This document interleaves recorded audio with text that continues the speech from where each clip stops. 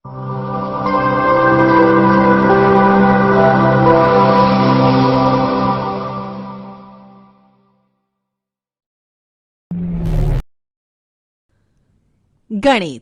ધોરણ 7 પ્રકરણ 14 સમમિતિ.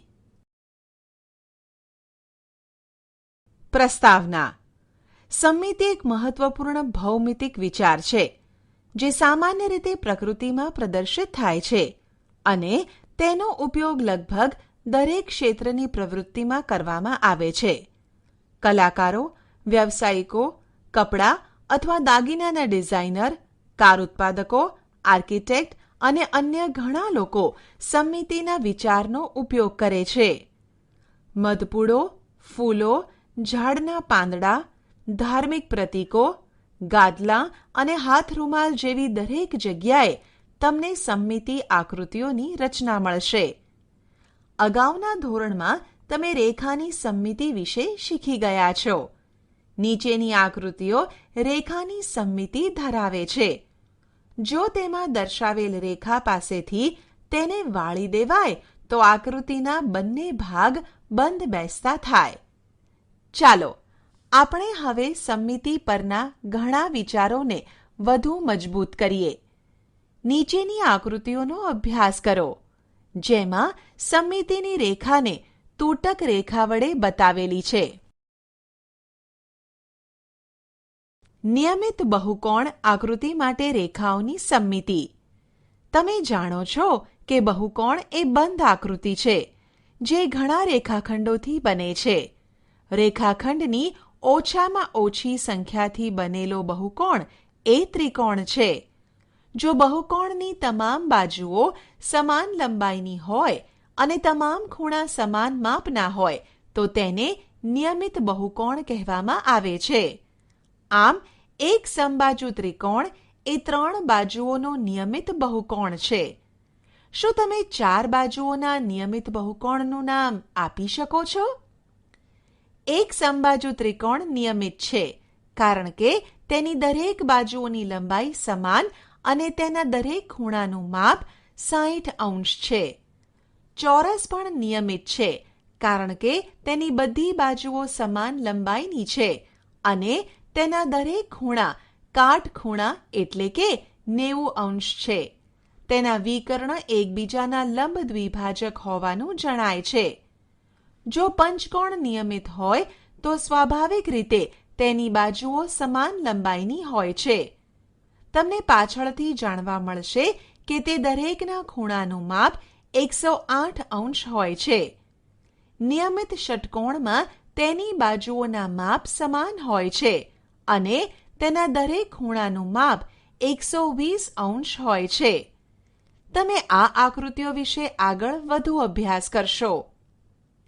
નિયમિત બહુકોણની આકૃતિઓ સપ્રમાણ હોય છે અને તેથી તેમની સમમિતિની રેખાઓ થોડી રસપ્રદ હોય છે. દરેક નિયમિત બહુકોણ જેટલી બાજુઓ ધરાવે છે તેટલી જ સમમિતિ રેખાઓ ધરાવે છે.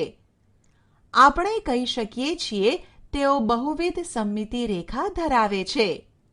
કદાચ તમને આ વિશે કાગળને વાળીને જાણવાનું ગમશે. કરી જુઓ.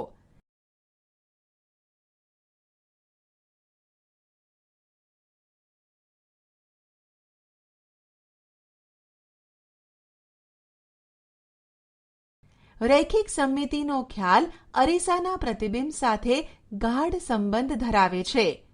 જ્યારે કોઈ આકારનો અડધો ભાગ તેના બીજા અડધા ભાગનું પ્રતિબિંબ હોય ત્યારે તે આકાર રૈખિક સમમિતિ ધરાવે છે. આમ અરીસાની રેખા રૈખિક સમમિતિને જોવા માટે મદદરૂપ થાય છે. જ્યારે આપણે અરીસાના પ્રતિબિંબની વાત કરીએ ત્યારે ડાબી અને જમણી બાજુના ફેરફારોને ધ્યાનમાં રાખવાની જરૂર છે કે જે અહીં આકૃતિમાં દર્શાવ્યું છે.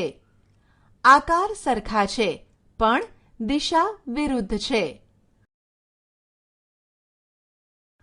આ પંચિંગ ગેમ રમો. વાળેલા ભાગની રેખા અથવા અક્ષ એ રૈખિક સમમિતિ છે. વાળેલા પૂંઠા પર પાડવામાં આવેલ છિદ્રોનો તેમના જુદા જુદા સ્થાનનો અને તેને અનુરૂપ રૈખિક સમમિતિઓનો અભ્યાસ કરો. ઉદાહરણ: કાણા પાડેલી આકૃતિઓની નકલ કરો અને સમમિતિનો અક્ષ શોધો. ઉકેલ: નીચે દરેક આકૃતિમાં કાણાનું ધ્યાન રાખતા ડોટેડ રેખા વડે સમમિતિની અક્ષ દર્શાવવામાં આવી છે. નીચે આપેલી આકૃતિઓ એક કરતાં વધારે સમમિતિની રેખા ધરાવે છે. આવી આકૃતિઓ ઘણી રૈખિક સમમિતિ ધરાવે છે એવું કહેવાય. પરિભ્રમણીય સમમિતિ: જ્યારે ઘડિયાળના કાંટા એક વર્તુળ ફરે ત્યારે તમે શું કહી શકો? તમે કહી શકો કે તે પરિભ્રમણ કરે છે. ઘડિયાળના ચંદાના કેન્દ્રને નિશ્ચિત બિંદુ લઈ ઘડિયાળના કાંટા ફક્ત એક જ દિશામાં પરિભ્રમણ કરે છે. ઘડિયાળના કાંટાનું પરિભ્રમણ એ કાંટાની દિશાનું પરિભ્રમણ કહેવાય છે, જ્યારે તેની વિરુદ્ધ દિશાનું પરિભ્રમણ ઘડિયાળના કાંટાની વિરુદ્ધ દિશાનું પરિભ્રમણ છે. પંખાના પાંખિયાના પરિભ્રમણ વિશે તમે શું કહી શકો છો? શું તે ઘડિયાળના કાંટાની દિશામાં અથવા ઘડિયાળના કાંટાની વિરુદ્ધ દિશામાં પરિભ્રમણ કરે છે? અથવા તેઓ બંને દિશામાં પરિભ્રમણ કરે છે? જો તમે સાયકલના પૈડાને ફેરવો તો તે પરિભ્રમણ કરે છે. તે બંને દિશામાં, ઘડિયાળના કાંટાની દિશામાં અને ઘડિયાળના કાંટાની વિરુદ્ધ દિશામાં ફરી શકે છે. જ્યારે કોઈ વસ્તુ પરિભ્રમણ કરે છે ત્યારે તેનો આકાર અને કદ બદલાતા નથી. પરિભ્રમણમાં નિશ્ચિત બિંદુની આસપાસ વસ્તુ ફરે છે. આ નિશ્ચિત બિંદુ એ પરિભ્રમણ કેન્દ્ર છે. ઘડિયાળના કાંટાનું પરિભ્રમણ કેન્દ્ર કયું છે તેના વિશે વિચાર કરો. પરિભ્રમણ દરમિયાન બનતા ખૂણાને પરિભ્રમણ કોણ કહેવાય છે? એક સંપૂર્ણ પરિભ્રમણ 360 અંશનું હોય છે એ તમે જાણો છો. 1. અડધું પરિભ્રમણ. 2. ચોથા ભાગનું પરિભ્રમણ માટે પરિભ્રમણ કોણનું અંશ માપ કેટલું? અડધા પરિભ્રમણનો અર્થ છે કે 180 અંશ દ્વારા પરિભ્રમણ. ચોથા ભાગનું પરિભ્રમણ 90 અંશ દ્વારા થાય છે.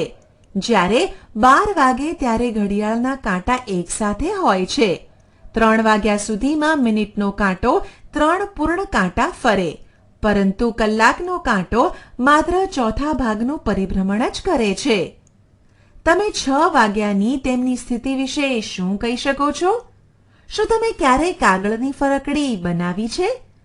આકૃતિમાં કાગળની ફરકડી સમમિતિ દેખાય છે, પરંતુ તમને સમમિતિની કોઈ પણ રેખા મળતી નથી. કોઈ પણ રીતે વાળવાથી તમને 2 સમાન અડધિયા મળતા નથી. તેમ છતાં જો તેને 90 અંશનું પરિભ્રમણ આપો તો ફરકડી સમાન જ દેખાશે. આપણે કહી શકીએ કે ફરકડીમાં પરિભ્રમણીય સમમિતિ છે. સંપૂર્ણ પરિભ્રમણમાં 4 સ્થાન ચોક્કસ હોય છે.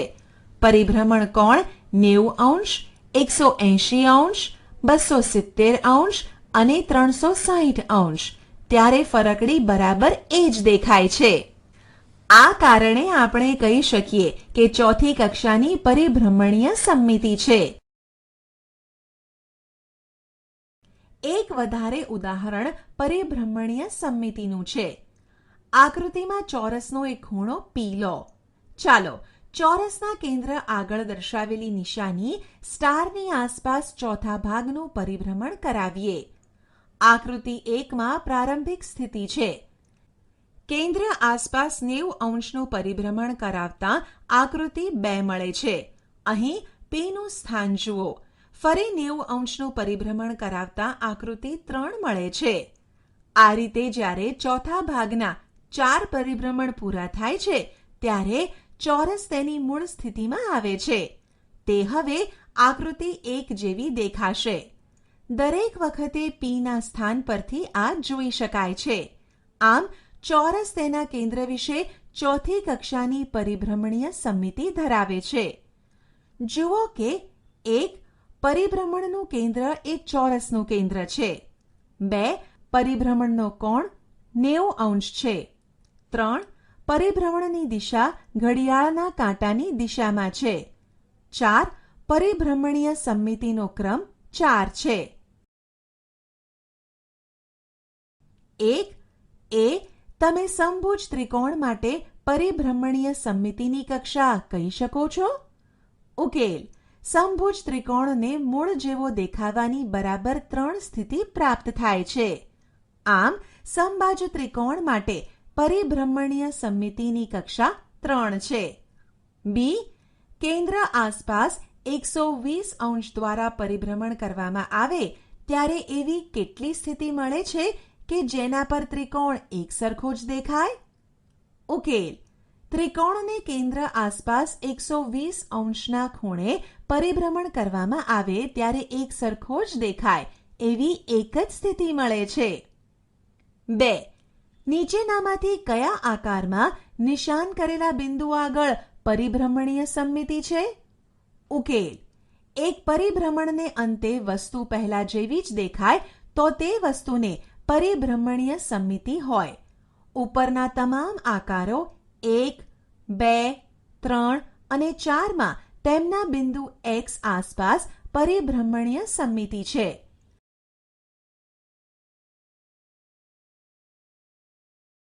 બે એક સરખા સમાંતર બાજુ ચતુષ્કોણ ABCD એક કાગળ પર અને A', B', C', D' બીજા એક પારદર્શક કાગળ પર દોરો. તેમના વિકર્ણોના છેદબિંદુઓ અનુક્રમે O અને O' દર્શાવો. આ સમાંતર બાજુ ચતુષ્કોણને એવી રીતે મૂકો કે જેથી A' A પર આવે, B' B પર આવે અને તેથી O' O પર આવશે. હવે O બિંદુ પર એક ટાંકણી લગાવો. હવે પારદર્શક આકારને ઘડિયાળના કાંટાની દિશામાં ફેરવો. એક પૂર્ણ આંટા દરમિયાન કેટલી વાર બંને આકારો બરાબર બંધ બેસતા આવે છે? પરિભ્રમણીય સમમિતિનો ક્રમ કયો છે? 1. જ્યારે આપણે ઘડિયાળના કાંટાની દિશામાં આકાર ફેરવીએ ત્યારે બે સ્થિતિ જોઈએ છીએ. A' એ A ઉપર, B A' એ C ઉપર આવે છે. પૂર્ણ પરિભ્રમણ 360 અંશ પૂરું કરતા સમાંતર બાજુ ચતુષ્કોણ બે વખત બરાબર બંધ બેસતો આવે છે. 2. સમાંતર બાજુ ચતુષ્કોણને પરિભ્રમણીય સમમિતતાનો ક્રમ 2 છે. જે બિંદુ પર ટાંકણી છે તે પરિભ્રમણ કેન્દ્ર છે. તે આ કિસ્સામાં વિકર્ણોનું છેદબિંદુ છે. દરેક વસ્તુની પરિભ્રમણીય સમમિતિ 1 છે કારણ કે તે 360 અંશના પરિભ્રમણ એટલે કે એક સંપૂર્ણ પરિભ્રમણ પછી સમાન સ્થિતિ ધરાવે છે. આવા કિસ્સામાં આપણને કોઈ રસ નથી. તમારી આસપાસ ઘણા આકારો છે જે પરિભ્રમણીય સમમિતિ ધરાવે છે. ઉદાહરણ તરીકે જ્યારે તમે કેટલાક ફળોને કાપો છો ત્યારે મળતો આડછેદ એ પરિભ્રમણ સમમિતિ ધરાવે છે. તમે આકૃતિને ધ્યાનથી જોશો ત્યારે તમને આશ્ચર્ય થશે. એ ઉપરાંત રસ્તા પર દેખાતા ઘણા માર્ગ ચિહ્ન કે જે પરિભ્રમણીય સમમિતિ દર્શાવે છે. તમે આવા માર્ગ ચિહ્નોને ઓળખવાનો પ્રયત્ન કરો અને તેમની પરિભ્રમણીય સમમિતિનો ક્રમ શોધો. ચિહ્નથી દર્શાવેલ બિંદુ વિશે આપેલ આકૃતિની પરિભ્રમણીય સમમિતિનો ક્રમ જણાવો. 1. અહીં પરિભ્રમણીય સમમિતિનો ક્રમ 4 છે. 2. અહીં પરિભ્રમણીય સમમિતિનો ક્રમ 3 છે. 3. અહીં પરિભ્રમણીય સમમિતિનો ક્રમ 2 છે. ઉદાહરણ: નીચે આપેલી આકૃતિમાં પરિભ્રમણીય સમમિતિનો ક્રમ 1 કરતાં વધુ છે. ઉકેલ: A. આ ચિત્રને 90 અંશના ખૂણે 4 વખત ફેરવતા મૂળ સ્થિતિએ આવે. માટે આ ચિત્રની પરિભ્રમણીય સમમિતિનો ક્રમ 4 છે. B. આ ચિત્રને 120 અંશના ખૂણે 3 વખત ફેરવતા મૂળ સ્થિતિએ આવે. માટે આ ચિત્રની પરિભ્રમણીય સમમિતિનો ક્રમ 3 છે. D. આ ચિત્રને 180 અંશના ખૂણે 2 વખત ફેરવતા મૂળ સ્થિતિએ આવે. માટે આ ચિત્રની પરિભ્રમણીય સમમિતિનો ક્રમ 2 છે. E. આ ચિત્રને 120 અંશના ખૂણે 3 વખત ફેરવતા મૂળ સ્થિતિએ આવે. માટે આ ચિત્રની પરિભ્રમણીય સમમિતિનો ક્રમ 3 છે. F આ ચિત્રને 90 અંશના ખૂણે 4 વખત ફેરવતા મૂળ સ્થિતિએ આવે માટે આ ચિત્રની પરિભ્રમણીય સમમિતિનો ક્રમ 4 છે. આમ ઉપર આપેલી આકૃતિઓમાંથી આકૃતિ A, B, D અને F નો પરિભ્રમણીય સમમિતિનો ક્રમ 1 થી વધારે છે. રૈખિક સમમિતિ અને પરિભ્રમણીય સમમિતિ. તમે અત્યાર સુધી ઘણા આકારો અને તેમની સમમિતિ જોઈ. હવે તમે સમજી ગયા હશો કે કેટલાક આકારોમાં માત્ર રૈખિક સમમિતિ છે અને કેટલાકમાં પરિભ્રમણીય સમમિતિ, તો કેટલાકમાં બંને છે. ઉદાહરણ તરીકે વિચારો કે એક ચોરસ આકાર છે. તેમાં સમમિતિની કેટલી રેખાઓ છે? તેમાં પરિભ્રમણીય સમમિતિ છે? જો હા, તો પરિભ્રમણીય સમમિતિનો ક્રમ કયો છે? તેના માટે વિચારો. વર્તુળ એ સૌથી સંપૂર્ણ સમમિતિ ધરાવતી આકૃતિ છે, કારણ કે તેને કોઈ પણ ખૂણે તેના કેન્દ્રની ફરતે પરિભ્રમણ કરાવી શકાય છે અને સાથે સાથે તેમાં અમર્યાદિત સંખ્યામાં રૈખિક સમમિતિ છે. કોઈ પણ વર્તુળની ભાતનું અવલોકન કરો. કેન્દ્રમાંથી પસાર થતી દરેક રેખા અર્થાત દરેક વ્યાસ સમમિતિની રેખા છે. પ્રતિબિંબિત અને તે દરેક ખૂણા માટે કેન્દ્રની આસપાસ પરિભ્રમણીય સમમિતિ ધરાવે છે. કેટલાક અંગ્રેજી મૂળાક્ષરોની સમમિતિ અદ્ભુત છે. કયા મૂળાક્ષરોમાં એક જ રૈખિક સમમિતિ છે? ઉદાહરણ E. કયા મૂળાક્ષરોની પરિભ્રમણીય સમમિતિની સંખ્યા 2 છે? આવી રીતે વિચારવાનો પ્રયત્ન કરીને નીચેનું કોષ્ટક પૂર્ણ કરીએ. ઉકેલ. મૂળાક્ષર Z માં રૈખિક સમમિતિ નથી, તેથી તેની રૈખિક સમમિતિની સંખ્યા 0 છે, જ્યારે મૂળાક્ષર Z ની પરિભ્રમણ સમમિતિ છે અને તેની પરિભ્રમણ સમમિતિની કક્ષા 2 છે. મૂળાક્ષર S માં રૈખિક સમમિતિ નથી, તેથી તેની રૈખિક સમમિતિની સંખ્યા 0 છે, જ્યારે મૂળાક્ષર S ની પરિભ્રમણ સમમિતિ છે અને તેની પરિભ્રમણ સમમિતિની કક્ષા 2 છે. મૂળાક્ષર H માં રૈખિક સમમિતિ છે, તેથી તેની રૈખિક સમમિતિની સંખ્યા 2 છે, જ્યારે મૂળાક્ષર H ની પરિભ્રમણ સમમિતિ છે અને તેની પરિભ્રમણ સમમિતિની કક્ષા 2 છે. મૂળાક્ષર O માં રૈખિક સમમિતિ છે, તેથી તેની રૈખિક સમમિતિની સંખ્યા અસંખ્ય છે, જ્યારે મૂળાક્ષર O ની પરિભ્રમણ સમમિતિ છે અને તેની પરિભ્રમણ સમમિતિની કક્ષા અસંખ્ય છે. મૂળાક્ષર E માં રૈખિક સમમિતિ છે, તેથી તેની રૈખિક સમમિતિની સંખ્યા 1 છે, જ્યારે મૂળાક્ષર E ની પરિભ્રમણ સમમિતિ છે અને તેની પરિભ્રમણ સમમિતિની કક્ષા 1 છે. મૂળાક્ષર N માં રૈખિક સમમિતિ નથી, તેથી તેની રૈખિક સમમિતિની સંખ્યા 0 છે, જ્યારે મૂળાક્ષર N ની પરિભ્રમણ સમમિતિ છે અને તેની પરિભ્રમણ સમમિતિની કક્ષા 2 છે. મૂળાક્ષર C માં રૈખિક સમમિતિ છે, તેથી તેની રૈખિક સમમિતિની સંખ્યા 1 છે, જ્યારે મૂળાક્ષર C ની પરિભ્રમણ સમમિતિ છે અને તેની પરિભ્રમણ સમમિતિની કક્ષા 1 છે. આપણે શી ચર્ચા કરી? 1. જો કોઈક રેખા દ્વારા આકૃતિ 2 ભાગમાં એવી રીતે વહેંચાતી હોય કે બંને બંધ બેસતા આવે, તો તે આકૃતિને રૈખિક સમમિતિ છે એમ કહેવાય. 2. નિયમિત બહુકોણ સમાન બાજુઓ અને સમાન ખૂણાઓ ધરાવે છે. તે ઘણી વધારે, એક કરતાં વધુ રૈખિક સમમિતિ ધરાવે છે.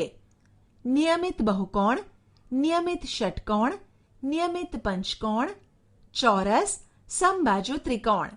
સમમિતિની રેખાની સંખ્યા 6, 5, 4, 3.